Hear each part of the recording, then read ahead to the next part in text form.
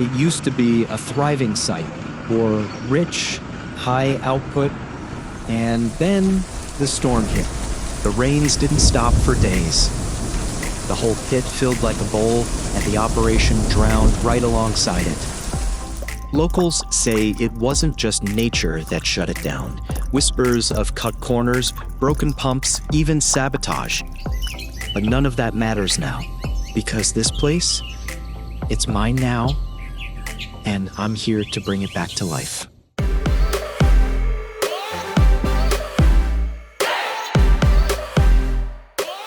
Hello everyone, and welcome to the Flooded Quarry Project. I'm Bubba Wack, owner of Wack Earth Ore Co, and yeah, you could say I've taken on a bit of a mess. So here we are at the entrance, or the top of the mountain for our quarry, or pit, or mine, or whatever you want to call it. It's going back in that direction. So we're going to drive down here and show you around, see what's going on. Now this is going to be a new series coming out, but right now we're just going to kind of go through everything. So we're going to have some rules and stuff that we're going to have to obey by, but we'll get into that a little bit later. But let's go ahead and drive down the hill here. Alright, so here we are at the bridge. This used to be the main entrance into the quarry, but after the flood and everything, it took the bridge out. So this is going to be one of our objectives, but again, we'll get more into the objectives and the rules later. But let's go ahead and keep continuing down the road here. So I'm not going to keep this as a serious or really roleplay series. Like I said before, we're going to have objectives and rules that we have to go by, and there will be some storyline or roleplay factors into it, but I'm not keeping it as a full roleplay or storyline game. So we're going to get out here. So this is going to be how we're going to be getting into and out of the quarry, pit, mine, or whatever you want to call it.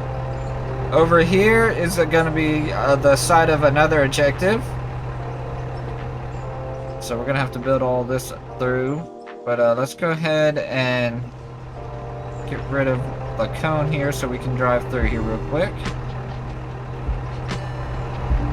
So the main story behind this whole area is there used to be a thriving mine back here, and then there was a huge storm that came by and it flooded everything out. That's what took out the bridge, and then the whole pit itself got flooded out.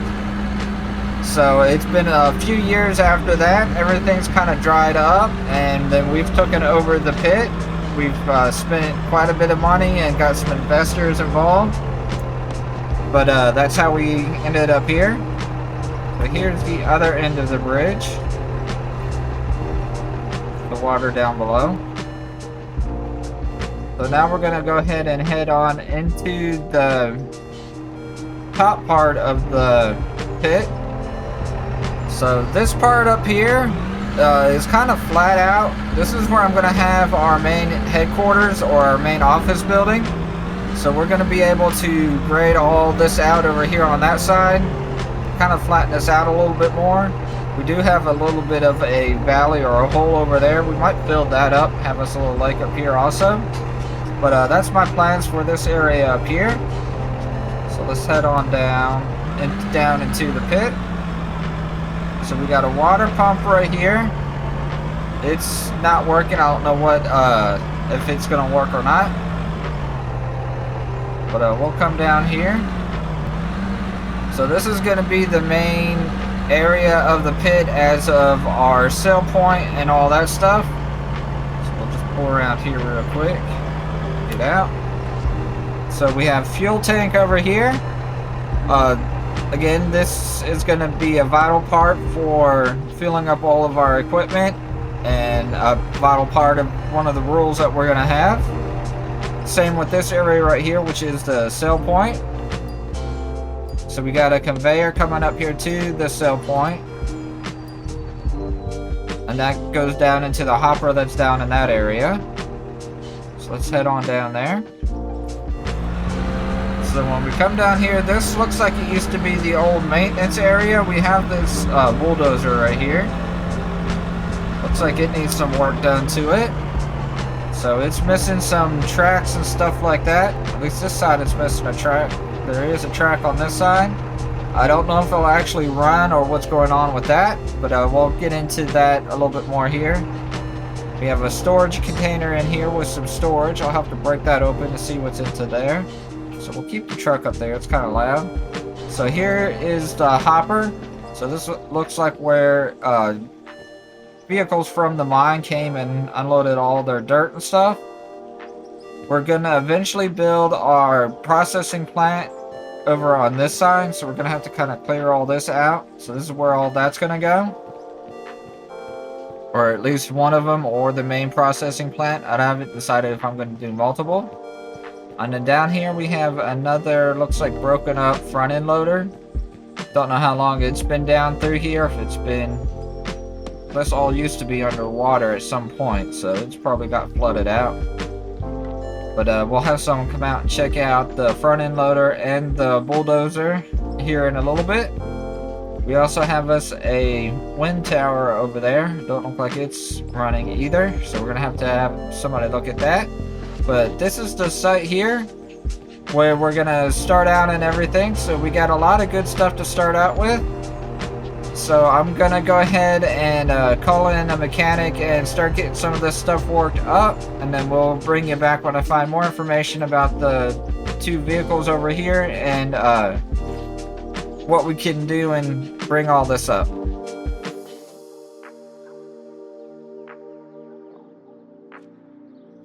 Hey everybody, welcome back. So it's been a couple of days.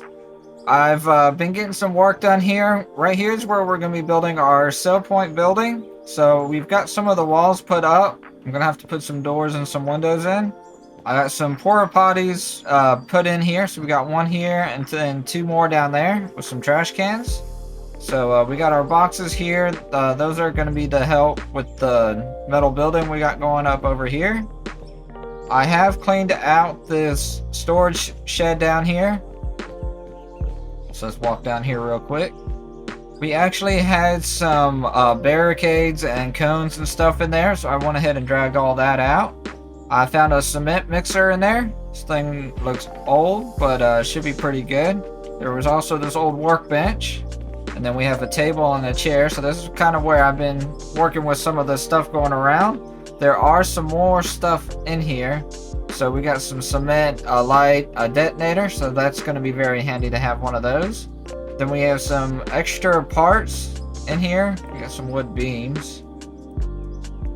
We got some dynamite too, Dramamite. But it looks like we have an old wash plant. I don't know if this is a big one. From the looks of it, this is a small one. So yeah, this will be a small wash plant that we can put up out here. So let's go ahead and put this up real quick. So we're just going to add this over here. This is going to be helpful with any type of pay dirt that we get right now before we can build the big wash plant. So we can kind of clean some of that out and look for some gold. But besides that, we got some spare parts that I'm going to look into to get some of this stuff, these tractors and stuff working. I did call a mechanic. He's going to come out and look at all this here for us. I've looked in about getting an oil change and all that stuff done too. But we'll see what he says, if it's going to be worth it to fix these up or to try to sell them for scrap. But that's all that I've really gotten into around here. Now I also have a call in for someone to come out to look at our water pump that's over there and our wind turbine, since we have no water or no power running right now. But we got a lot going on here, and hopefully we'll be able to get everything up and running by the end of the week. So just a little update here, and then I'll get back to you when I know more about what's going on.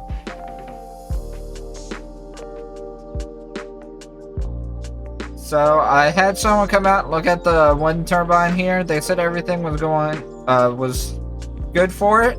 I've had the same people that came out and looked at those. So we got it turned on here, so we got some electricity going on. And we do have a burnt out power pole back here that's going to need to get replaced. But since I don't need any power headed off that way, that's nothing we have to worry about right now. I do want to come down here to the water pump though, so let's go ahead and check that out real quick. So I'm also had someone come out and check out this water pump. Everything should be running for it. The only thing is we also have another burnt out power pole down here. So we're gonna have to get this power pole replaced before we can get this pump up and running. But they said everything should be good with it. They came through and oiled everything up. So we'll just have to get this power pole replaced and then get our power running down through here, and we should get water again. So that's definitely going to be helpful also. I don't have to try to ship in water from other places. So let's go ahead and head on back to the pit down here. We'll explain what I found out about these front-end loader and the bulldozer. Alright, so we're back down here by the pit. So we got our building already set up. So now I just need to come through here and put in our desk and everything. So I got that on the way. So we'll be able to finish clearing all this stuff out. I do need to also get power ran down to here. Probably just put a light here and then run the power down. I've had the mechanic come out and look at the bulldozer. We gave it a oil change and greased everything up. Had to change the battery and a pump in it. The hydraulic pump. We actually had extras here in the container, so we were able to use those. So the bulldozer should be up and running here soon. He is gonna get the track fixed. We actually had the track in the container over there. It just had some stuff missing from it, needed to be replaced. So he's going to replace that and bring that track back. So we'll be able to run this bulldozer just fine. It may look old and beat up, but definitely should be able to get some more use out of it. Now the front end loader down here, he said, is a total washout. It needs to be completely redone. It is an older front end loader, but he says the engine and everything needs to be replaced in it. So this is going to be having to go away. He said it'll be cheaper just to get rid of it, and he's actually offering to take it off our hands. He wants to go ahead and rebuild it and everything. So I was going to give that to him. He's actually going to give us a smaller front end loader. It's still older like this one, but he has gone through and make sure that it works. So we should be able to move dirt around without having to buy a brand new one, because those things are expensive and I don't really have the funds to buy a new one. He also told me about where I could get a rock truck or a dump truck for a really good price. It used to be one that was on this site and someone took it over and was using it, but they said they don't need it no more, and I could get it for a really cheap price to have as long as it comes back to here. So we're going to go ahead and look into that. I got to talk to my investors about that too, to see if what we can do to bring that here. But the mechanic was also going to take off some of the old equipment that we had here in the box. We had a cone crusher and stuff to do with gravel. He says that equipment needed some work with it too. Some of the motors and belts were kind of out of it. So he was going to go ahead and take that off of our hands to help with the cost of the dump truck. So with that, the front end loader down there, the parts from here that he wanted, that goes towards the smaller front end loader that he's going to give us, and to help pay for the dump truck when we go look at it. But we're getting stuff moving along here, and hopefully we should be able to be moving dirt here within the next couple of days.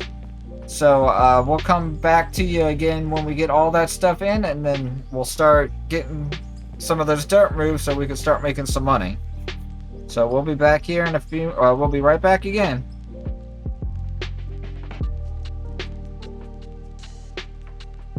So here we are. Been a long week.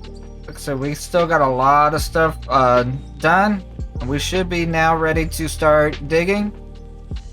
We just got our equipment here delivered, so we have our new to us rock truck used, but we don't need nothing new and fancy right now. This will definitely get us going for what we do. Here's our front end loader. Has a nice fresh paint on it. Again, this is an older loader. It has a lot of hours on it, but he has it all greased up and ready to go, so that should be very good. Porta potties over here. We got our track on our bulldozer here. We actually had it running, and we can actually use it. We have our water pump up and ready to go. We have a new power line added to it. and we added our power to our building up here. So let's go give you a tour of the building real quick. So we got power running here. We got lights to be here at the sell point. So if we need to sell anything or anybody needs to come pick up anything, we have all that here. Walk into here. So here's our little office. This is going to be the main office for now until we get the headquarters built up there on the hill. So nothing too fancy, but it's definitely going to be what we need. And then after we build the headquarters, this office will probably just be here for the selling and receiving of materials. That's what this whole area is going to be for. But now that we got all of our equipment here, let's go ahead and start digging some of the stuff down here. At Wack Earth Ore Company, we're guided by 3 core values. Strength, because moving the earth takes force and a waver. Clarity, because every successful project begins with 17 forms we mostly understand. Vision, because even when we have no idea what's happening, we look confident doing it. Wack Earth Ore Company, proudly digging in the general right direction. Alright, so let's go ahead and go through the rules for this series. These rules don't go in any particular order, and there's not one rule more important than the other. So first we have is no magic pockets. All materials must be transported realistically using a truck, not your pants. Bulk transfers allowed only within the same pad or building. Everything else must be hauled away by vehicle. So this one's kind of more self-explanatory. Everything must be hauled away either with the truck or with the conveyor system. If I'm on a pad, let's say within smelters, I can move items around within that pad, or if it's located in a building. But if I'm going from a different pad to a different building or back to the sell point, it all needs to be transferred by truck, depending on the type of material. All ores or anything that can be put into the back of a dump truck, that must be loaded that way or moved by conveyor. All the other ores I can put in my pockets, walk over to the pickup truck, load them in the pickup truck, and then use that to carry everything back up to the sell point. And that goes into our next rule. Sell it like you mean it. All sales must go through the official company sell point. If it's not at the sell pad, build the system to move it there. No teleporting, no shortcuts. So with that, if I have materials that need to be sold, again, if I have it put in the dump truck, I'd have to take it to the sell point unless I have the conveyor moved it to the sell point. That's why I have the conveyors how they're set up now. So again, that limits some options as in gold and rubies and all that. So if I'm using smelting any of that, I can put them into the pickup truck and then drive the pickup truck to the sell point. I can't just sell it from that area. So we'll go down to the next rule, which is fuel is life. If it runs out, it stays put until it's refueled. No magic gas cans. Fuel must be hauled or delivered on site. Plan ahead or get stranded. So that means if I have a vehicle that ran out of fuel, I can't put it in my pockets, go back up to the fuel tank, unload it, and then put it back in my pockets or drive it down. I have to figure out a way to get fuel to it, either by a fuel truck or somehow pushing it up to the fuel station. So that means I definitely have to keep a lookout on how much fuel I have and if I have enough to get where I need to go. Now we have the investor clause. I had a $500,000 startup loan, so 25% of profits go to the silent investors until paid off. After that, 5% per episode. All repayments must go to the company bank. Further loan draws from that bank and come with renegotiating terms. So that means at the end of every episode, whatever profits that we made for that episode, we have to give 25% of that back to the company bank to pay off our $500,000 investment. Once that investment is paid off, then we just pay 5% to the company bank for the investors for their profit for investing with us. I feel like that's a nice, fair trade-off, and it doesn't make it so I can run up money real quick And then we do have an option to go back and invest in more money or have the investors drop more money to us if we needed to. But when we do that, we're going to maybe try to do a vote or come up with a different payment plan. So next we have, if it tips, you tow it. No resetting flipping vehicles. Bring in other machineries to recover it properly. This is a job site, not a magic show. So if I tip a vehicle, get a vehicle stuck somewhere, I have to use the machines that I have around me to get it unstuck or tip it back over. Again, I can't just stick it in my pocket and then bring it back out. Now, the only exception to this rule would be if some type of game glitched out the vehicle.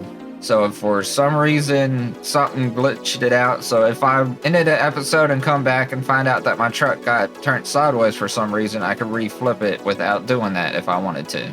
So next one is place it like you mean it. Buildings, conveyors, and equipment are permitted once placed. Plan your layout, no yanking and redeploying just because it looks better in your head. Once we start building the plant and the buildings and everything, we have to treat it more as in real life. So if we put equipment down, it's going to have to kind of stay in that same direction. We can't just keep putting in conveyors and stuff down here and there and then decide, no, we don't want that there. Or bring out magic hoppers or sell points everywhere because we don't want to make the trip. The whole point for this is to make it seem more realistic. We can come back and redo conveyors as we're adding more equipment, or if we find out one way might be a little bit easier than another. So if we're going through the testing phase or the planning out phase, I can put down conveyors and then find out that it didn't go in the right direction, or if I needed to move it a little bit, I can move it that way. But once it's all set and done and we're actually using them, we're not going to be going back through and redoing them again, unless we're updating the facility. And then our next rule is interns are people too, barely. So I plan on, once this starts getting bigger and we're going to need to have people driving trucks or vehicles, I might have the option to hire interns to come in and work the site. So this is where this rule comes in. Interns may assist under supervision. No unsupervised operation, no heavy explosions, and absolutely no spontaneous road redesigns. So that means if interns are coming in to work, they're going to work their assigned duties. They're not going to go off road and try to build or destroy the site. I will have backups set up, so if I do come to the point where somebody joined and then they just went all crazy and just started digging stuff up that wasn't supposed to be dug up or making chaos, first, they're going to be kicked and banned, and second, I can always go back and reload that episode and have to do it all again. I don't plan on doing any of these episodes live, so that's where that's going to help with that. But I hope anybody that actually wants to come in and join actually plays by the rules and plays it right. Okay, here's no quick travel cells. This is kind of what we talked about earlier. No using quick travel points to speed up transfer of bulk materials, run the load, or send it on a truck. This one also goes to if I'm stuck out in the middle of the site and I want to get to another vehicle. I'm not going to magically port myself to that vehicle. I either have to run over or I have to take another vehicle to get to that other vehicle. So that's where the pickup truck's going to come in handy a lot. So there's not going to be any quick transporting. Again, unless something with the game glitched out, that would be the only exception to that rule. So bankruptcy is failure. If your money balance drops below zero, you lose, sell, or turn off as many assets as needed to pay.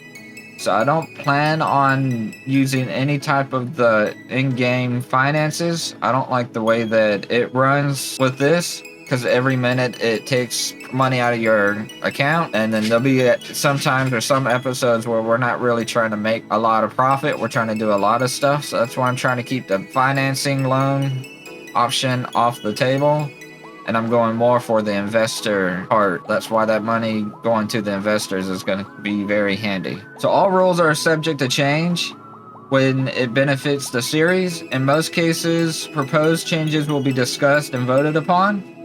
So what I plan on doing, if we need to change or add any rules, we'll do a vote here on the channel, and everybody gets to choose if we should change it or expand it or do anything with rules. Now, the exceptions to the rules, other than the ones I've already mentioned, dirt and ores can be pocketed from hand mining, but must be transferred to a container immediately.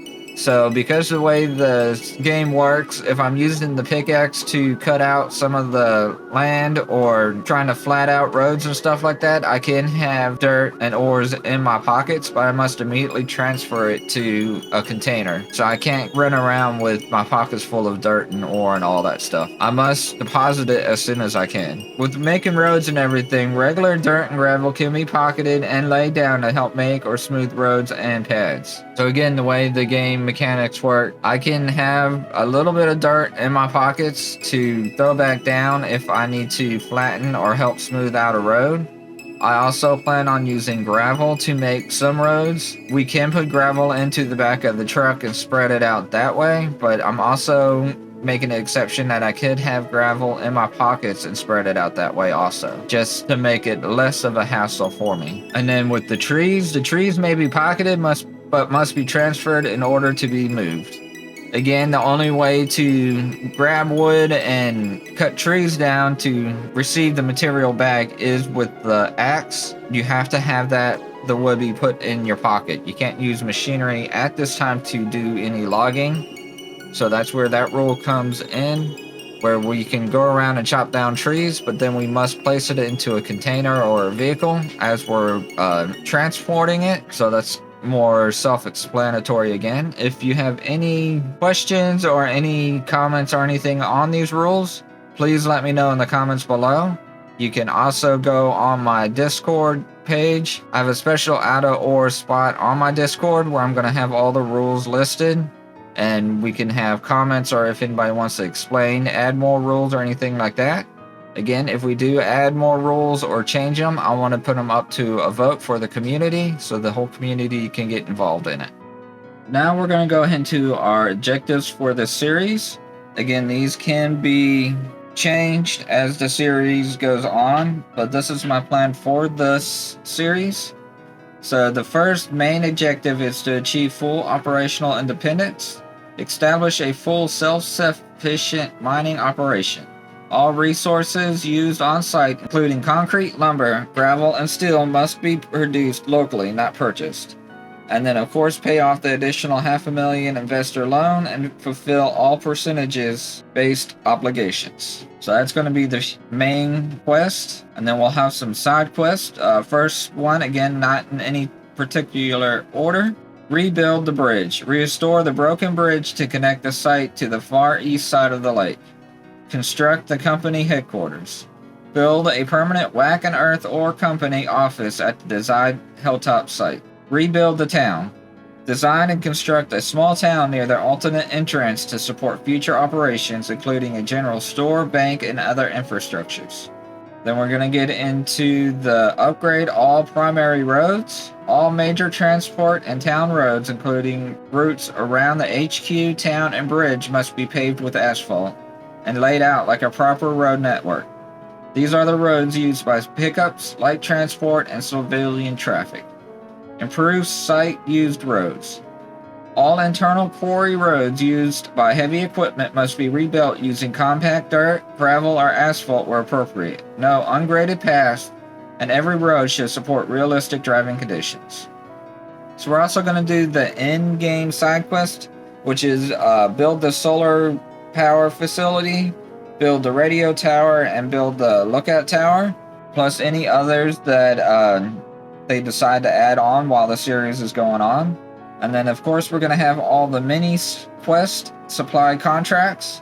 So any of the side quests that need to have certain amount of ore or material to be delivered, we're going to try and incorporate those into the series also.